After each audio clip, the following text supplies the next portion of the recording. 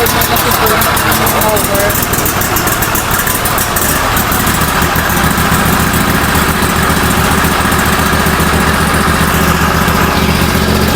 So ayan guys, no, dumating yung order namin kahapon na yan, na tractor mower. Pinapractice ni Jung, hindi pa siya masyadong maalam. Dahan-dahan lang muna. So ayun guys, welcome back to my channel. At gusto ko lang munang i-hi si Kuya Alfred na nag-work sa Crosstown Auto Center dito sa may Edmonton. Kasi dinala ni Jun din nung nakaraan itong sasakyan namin na oil change doon sa dealership, at nakilala siya ni Kuya Alfred na daw siya nag-follow sa aming channel. Hello Kuya, thank you so much for always watching. Medyo maingay lang talaga siya, no? So ayan na nga guys, no, katatapos namin mag-mower. At sa nga, hindi pa tapos kasi nililinisan niya bago niya ipasok doon sa garage. Nag-abono na rin kami, nag-edger, nagbunot ng mga ibang weeds. So, inabot kami ng siyam-siyam din. Kahit na meron ba kaming paganyan na tractor mower. Ay, mabuti na nga lang, may pa-tractor pa na mower. Paano na lang pala pag hindi? Pag hindi tulak pa or kaya yung alam mo na mano-mano or something na ganyan. Kasi medyo malaki nga din talaga yung ang tawag nito, lawn, yung yard namin. At kagagaling lang din namin sa sakit. Yung boses ko nga iba pa eh. So, ayan. Salamat na lang kasi nga dahil sa mga paganyan, mga technology. Kumbaga, i-compare mo noon yung buhay natin noon sa probinsya. Siyempre, laking probinsya tayo. Lumaki tayo sa farm. Lumaki tayo sa farm. Kaya, nakita natin yung buhay noon na hindi naman ganyan, 'di ba? Sa panahon kasi ngayon, o compare mo noon sa sinasabi natin ng mga lola-lola natin na although masaya ang pamumuhay noon, pero sabihin na natin mabigat ang trabaho talaga kasi nga walang mga makina, walang masyadong mga ganyan, yung mga makina ba. Ngayon kasi meron ka ng option nga para mapadali ang buhay mo. Para mapadali, much easier ba ang pamumuhay sa antas ng pamumuhay ngayon, kumbaga ay mas madali na kasi nga meron ng ganyan, kumbaga, 'di ba? Kung noon nga compare mo na lang na ang means of transportation noon ay kalesa, kumbaga ngayon di sasakyan na. Parang kahit sino makakabili na ng sasakyan. Siyempre, kahit hindi naman sinasabing kung kotse, mayroon nang makakabili ng motor, ng mas magandang bike. Noon kasi talagang parang, alam mo yun. So, ang technology sa ngayon talaga napakalaking importante na sa buhay ng tao. Hindi naman sa pagbibiro kasi malaking bagay siya sa panahon ngayon na meron ng ganyan. 'Di ba? Nakakatuwa din kasi nga sasakay ka lang tapos para ka lang naglalaro habang nagmo-mower ka. 'Di ba? Although nga yung mga ganyan na technology syempre ay meron din mga side effects sa ating mga nature, ganyan-ganyan. Pero, nandun kasi mapapadali yung ating, ating mga pamumuhay ba. So, ayun. Ang masasabi ko lang, salamat sa technology. Salamat sa teknolohiya. Kasi naman ibang-iba na talaga ngayon na sa millennials, kumbaga mga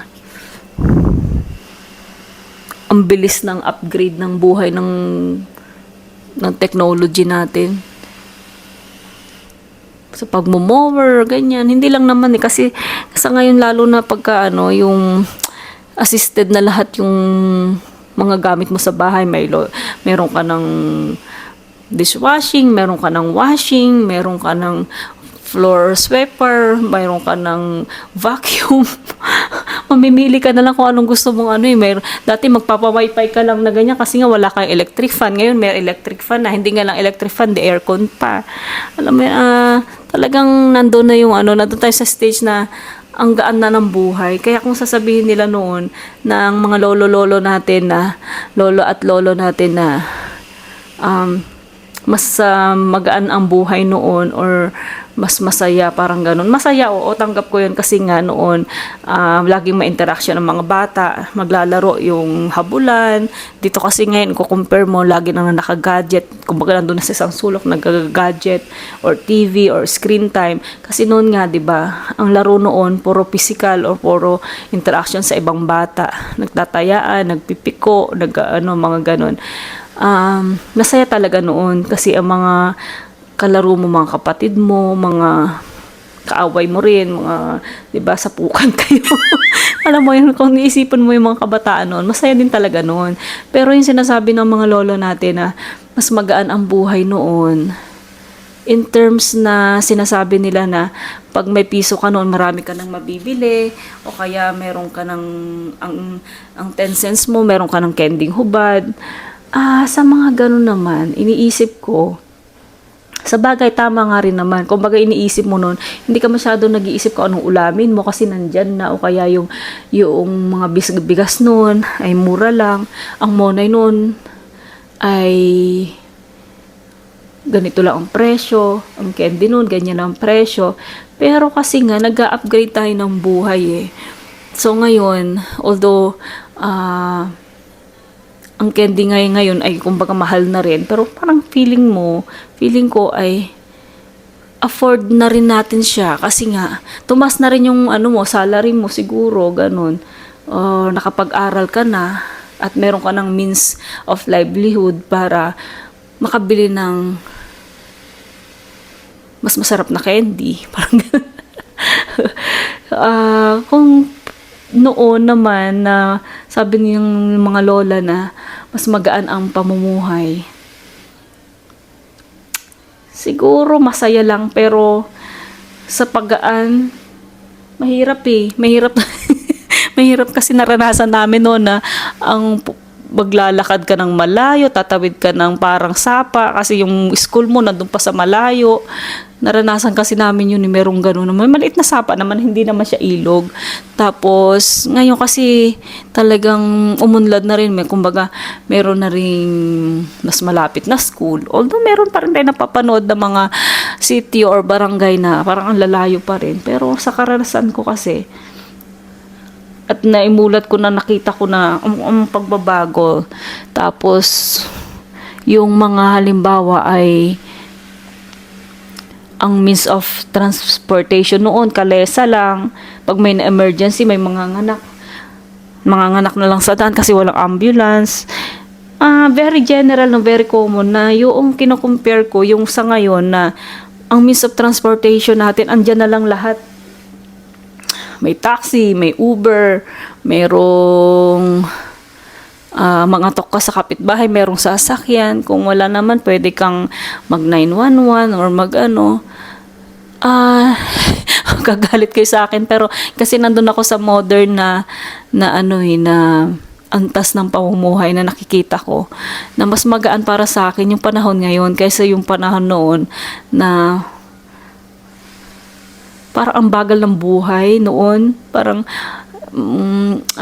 masaya ka na kapag may nakikinig ka ng Tia Deli.